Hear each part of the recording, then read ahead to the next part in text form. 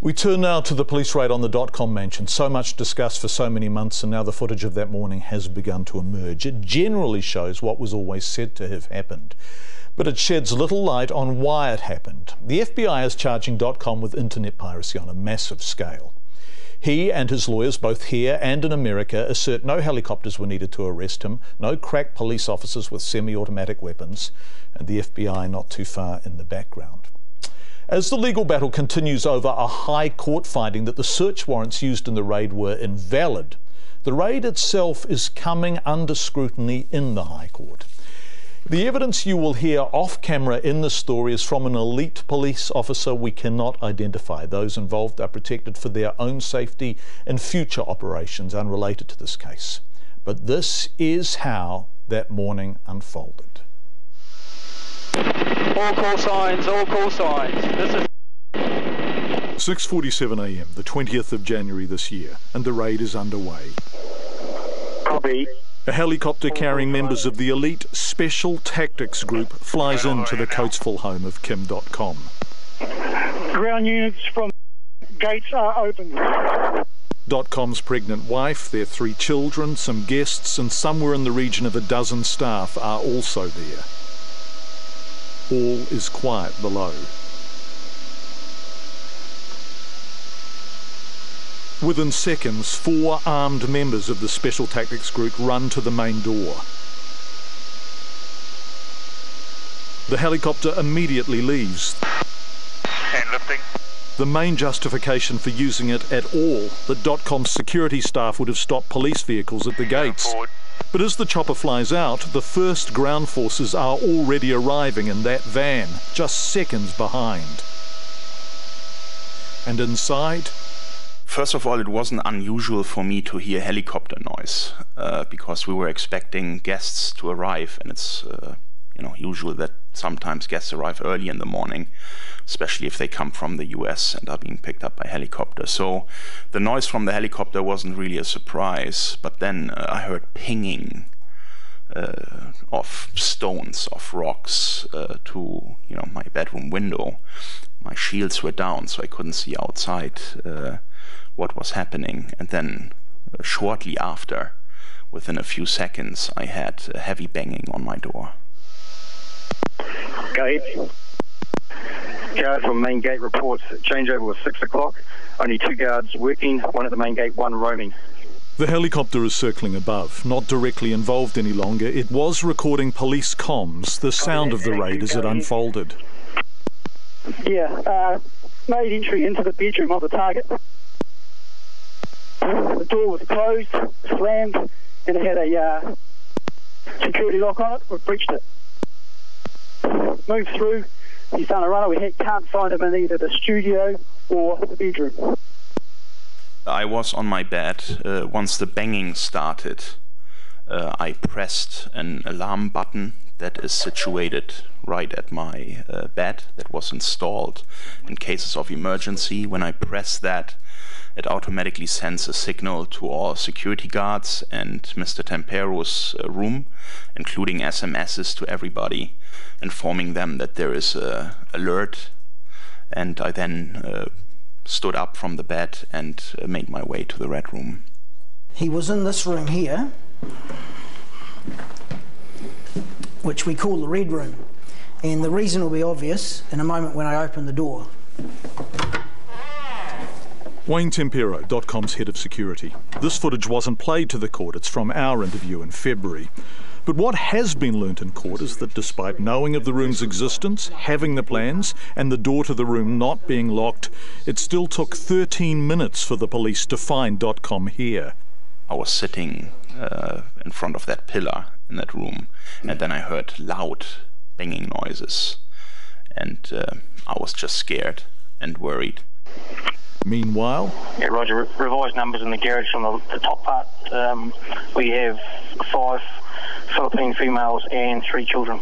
The house is being closed down. Everyone present is being accounted for and contained. Everyone. We have the 5 nannies plus his children up in the top of the garage. Roger that. Thank you.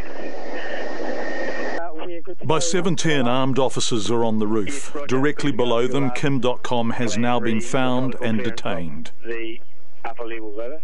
I thought, I better wait for them to come to me rather than me popping out of that secret door and maybe, scaring someone who might shoot me. So I waited in the red room. I knew the door wasn't locked. There was a button that I could have engaged to lock the door, but I haven't done that. And I waited in the room upstairs and waited for them to come. And once they came up the stairs, I had my hands like this.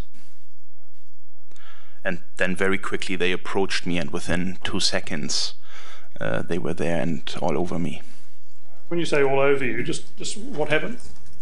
Well, I had a punch into the face, I had boots kicking me down to the floor, I had a knee into the ribs, and then my hands were on the floor. One man was standing on my hand. For the log, Mr. Dotcom has been shown the warrant to search the property. He acknowledges it. 7:11, 2 helicopters have been used. I've got green light to utilise a dog. Dogs are now being deployed. And you can now clearly see 1, 2, 3, 4 police vehicles. Police on the ground include the Armed Defenders Squad and the Special Tactics Group, who were armed with a gun belt, which had my secondary weapon, a police issue Glock pistol on the right hand side, and additional magazines on the left. And my primary weapon, which is a Colt Commando M4 5.56 weapon. The implement shed and containers attached have been cleared. No persons located. If it all seems slightly American, the FBI were there on the day and during the planning period leading up to it. Were any FBI officers present at any stage in your dealings with this matter during the week of the, what was it, the 16th of January? Yes, sir. Also recording that day, this camera in a tree above the house. It recorded the STG officers from the second helicopter, 5 of them also armed with semi-automatic weapons. Their 4 colleagues are already inside the house. They run to join them. Moments later, a dog handler arrives. Outside, more dogs, more men, more guns, including figures entering up the hill in the background. The house is surrounded, and this is a significant show of force. But curiously, the officers are not dressed in full combat gear. If the house and its occupants were such a threat, why not? We wanted to match the threat level, in this case a low threat, with our dress, and we made that conscious decision not to wear full tactical kit. It wasn't appropriate in these circumstances. So why such a show of force? Paul Davison QC spent the day trying to get to the bottom of that question. Exchanges were sometimes testy. In one instance, around the treatment of Dotcom himself. There was force applied. Question is, did you see anything that you took?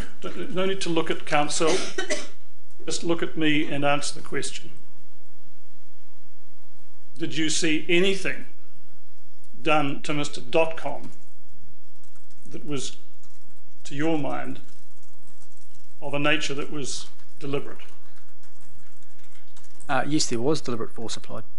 But the larger issue remained less clearly answered. The Special Tactics Group, the Armed Defenders Squad, search warrants now declared illegal. What was behind such a large and pointed operation that morning? The police say... Primary objective: secure suspect as soon as possible to prevent destruction of evidence. But Dotcom replies he couldn't have destroyed evidence even if he wanted to, because the FBI had seized their servers before the raid. All of that is so invalid and really angers me, because that the FBI was already in the data center disabling access to the data that they feared we would manipulate. So prior to you arriving and doing what you did, there was no chance for anybody to do anything with that evidence.